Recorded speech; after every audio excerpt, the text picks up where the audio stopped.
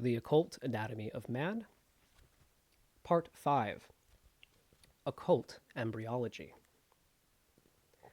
The great Lord Vishnu had already come 9 times into the world to save his people. His 10th birth is yet to come. His 9 appearances closely parallel the 9 principal changes taking place in the human embryo prior to birth. Vishnu was the first born out of the mouth of a fish. He then later rose out of the body of a turtle. Still later he appeared as a boar, then a lion, afterwards a monkey. And after a number of changes, he appeared as a man. I noted some time ago that a scientist had arranged a table showing the relationship of the human brain to various animals during the prenatal period. He followed exactly the list of incarnations of Vishnu, while totally unaware that he was linking together Oriental occultism and Occidental embryology.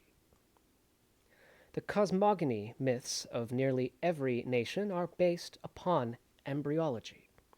The formation of the cosmos is said to have taken place in the same way that man is formed, only on a larger scale. For example, in the Vishnu Purana, we are told that creation took place within the womb of Meru. Space was surrounded by great mountains and cliffs, the Koyon. The universe was created out of water and floated in a great sea, the amniotic fluid. Down a ladder, the umbilical cord, came the gods. 4 rivers flowed into the new land, as told in Genesis. These are the blood vessels of the umbilical cord. So the story goes. A marvelous correlation exists. Some day, perhaps a new science can be based upon the law of analogy. This will prove to be a far greater contribution to scientific data than all the scientific speculation of the ages. It is reasonably certain that the story of Adam and Eve in the Garden of Eden is based also upon embryology, and that the womb is the original Garden of Eden. In symbolism, it is represented by the O. The dot in the circle is the primitive germ, and so on as far as you wish to carry the analogy. The egg of Brahma is the story of the cosmic embryo, and embryology is the basic study of creation. In embryology, we have also a very interesting recapitulation of the passage of the human race through the various species of nature. Here we find at certain periods the Hyperborean creatures. At another time, we see the primitive Lemurian man. Later, the Golden Age Atlantean race, and then the present Aryan subrace. We most certainly recommend to all occult students that they make a very careful study of this subject. Science knows that all life upon the planet came out of water. The human embryo is enveloped with water, and through all the primitive stages of its growth, and in it we find the story of the evolution of all things. Sex did not appear upon the planet until the 3rd race. It does not appear in the embryo until the 3rd month of gestation. The recapitulation of the human embryo through the lower kingdoms of nature is one of the strongest proofs of evolution, inasmuch as it proves conclusively that man could not have been made originally in his adult condition. Consequently, he passed through a cosmic embryology. In fact, he is still in the embryo, and he will not actually be born into the human race until he is truly human, which will not be for many thousands of years still. He is just in the state of becoming. The 9 months of the prenatal epoch have been employed in symbolism for ages. 9 is called the number of man because of the 9 months that the body is in a state of preparation. The perfect number is supposed to be 12. So at the present time, man is born 3 months before he is finished. The gradual unfoldment of the human race will result in ever more being accomplished during the prenatal epoch, until finally birth will be the ultimate, and all experience and growth will take place in the embryonic state. Man is not born all at once. We may say that he is born by degrees. The consciousness works outside of the body, laboring with the plastic substances up to the time of the quickening, when it takes hold of the vehicle from within and begins to mold a certain amount of individuality out of the materials which surround it. At the time of birth, the physical body is born, and a process of crystallization sets in, which never ceases for a moment until death. Man begins to die the moment he is born, and the span of life is the length of time which this requires. At the 7th year, the vital body comes into action, and the greatest periods of growth commence. It is then that the parents begin to experience difficulties. It is the time of letting clothes both down and out. Children shoot up like weeds, for they are literally recapitulating their plant existences as before that time they were recapitulating their mineral state. Who remembers growing pains growing up, right? At about the 7th year, the child begins to manufacture the vital essences within its own body.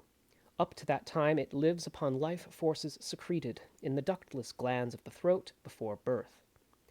In other words, it maintains itself upon life which it has stored away from the parent. At about age 7, it starts to work for itself. It is on the go every minute, and if youth could only bottle up its energy and preserve it for old age, what a wonderful world we would live in. Between 12 and 14, in the temperate zones, the liver starts activity. The emotional body is then born. It is during these adolescent years that the youth faces its greatest problem. Emotionalism runs riot. The consciousness is recapitulating its animal existences. It may truly be said that these are the days of puppy love. These are the years often filled with great mistakes. More lives are blighted between the 14th and 21st years than at any other period of life. It is especially noted among the primitive races brought in contact with our educational system that there is a turning point about the 14th year.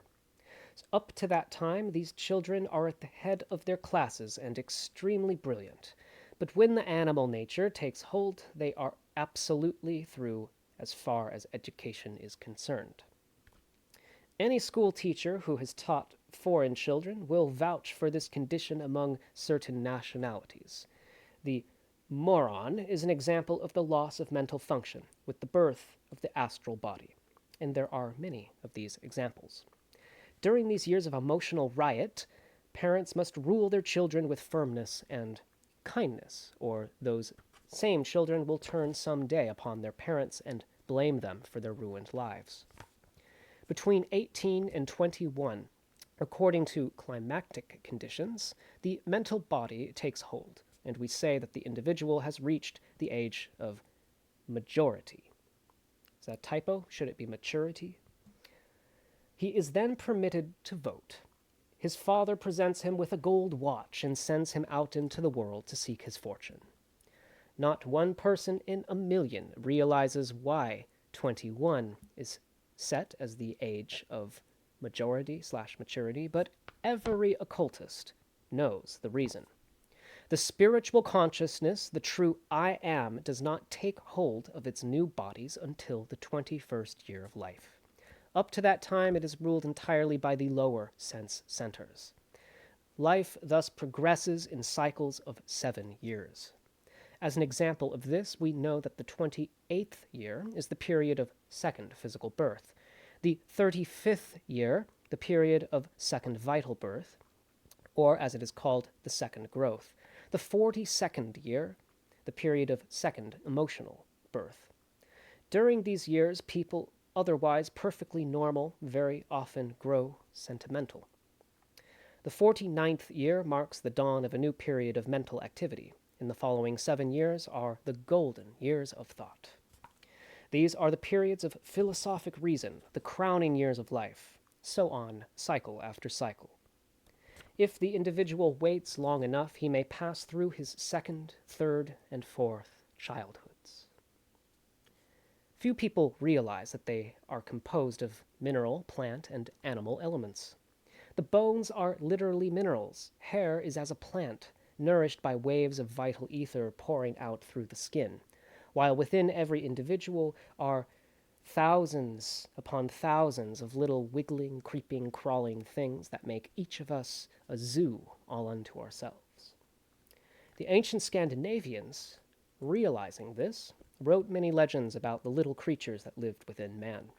A famous statue of Father Nile shows him covered over with tiny human figures, representing the attributes and functions of man. Man is a great study, but we make very little use of our textbook. The scriptures of all nations are filled with anatomical references to cities and places that have no existence outside of man himself. The 12 gates of the holy city are the 12 apertures of the human body, like the 12 masters of wisdom and the 12 great schools of philosophy. These apertures are divided into 2 divisions of 7 and 5. There are 7 visible openings and 5 concealed openings in the human body. One of the Greek philosophers told his disciples to remember distinctly that there were 6 openings leading into the human brain, but only 1 leading out of the human head, and that one led from the stomach. Therefore, he was to listen twice, once with each ear, look twice, once with each eye, sense once with each nostril, but speak only once, and that what he did say would come from his stomach and not from the brain, is the quote of the so-called Greek philosopher. Yet this advice still holds true today.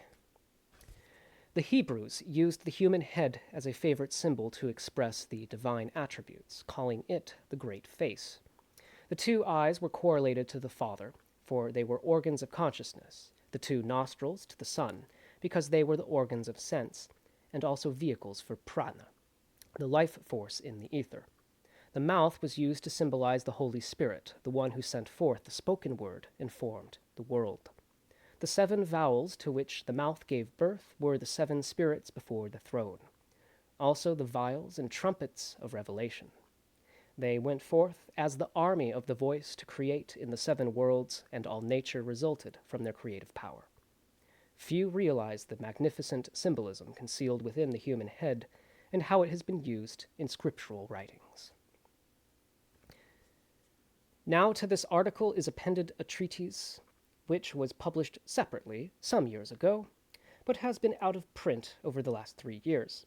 The treatise has a direct bearing upon the subject of anatomical symbolism, showing how the principles outlined in the preceding pages work out when applied to a different world problems of today.